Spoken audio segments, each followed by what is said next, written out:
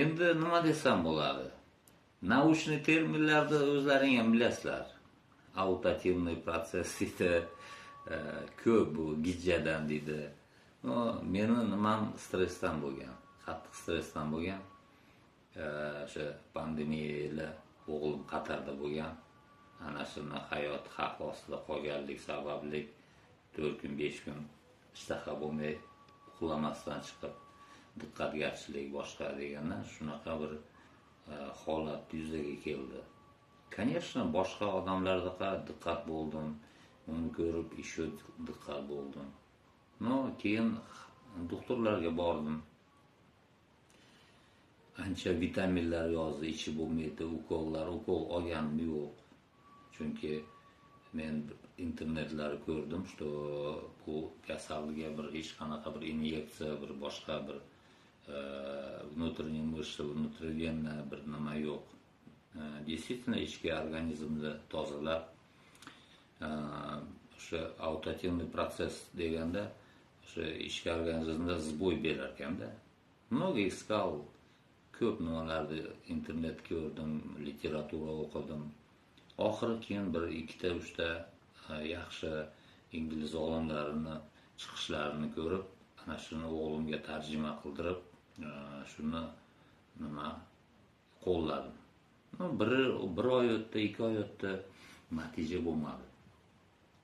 Keyin o'zim endi современный rus maktabida o'qib, texnika institutida o'qiganim uchun uncha ishonmasdim o'sha giyohlarga. Lekin boshingizga tushgandan keyin o'zi o'sha ishonib nima qilib qolar ekansizda. Shu o'tlardan eshitdim, internetlarda nima qilgan, organizmni qanday tozalaydi, pochka. Organizm ham bir rosa o'rgandim. Organizm tak mexanический soat degandayda. Mexanический soat. Bitta shestronkasi ishlamay qoldi, qolgani to'xtaydi.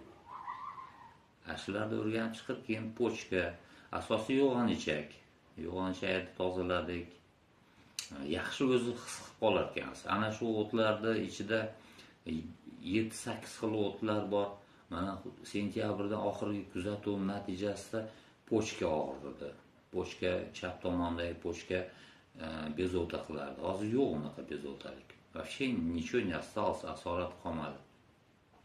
Еще был случай, oyoq og'ridi tizda. O'tirganda turib qiynalardim. Hozir sustavi umuman og'rimayapti. Благодаря shu o'tlarga deb.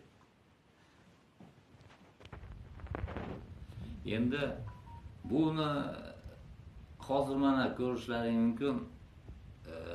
Настроение zo'rda, настроение zo'r. 3 yil oldingi holat, nima полностью mana bu tomon doktorlarga borsam, bitta doktor tanishida bo'ldi, endi ikki tomoningizni narda bor ekan, o'qatib qo'ysak bo'larasiz dedi. Men aytdim, "Da ты что?" dedim.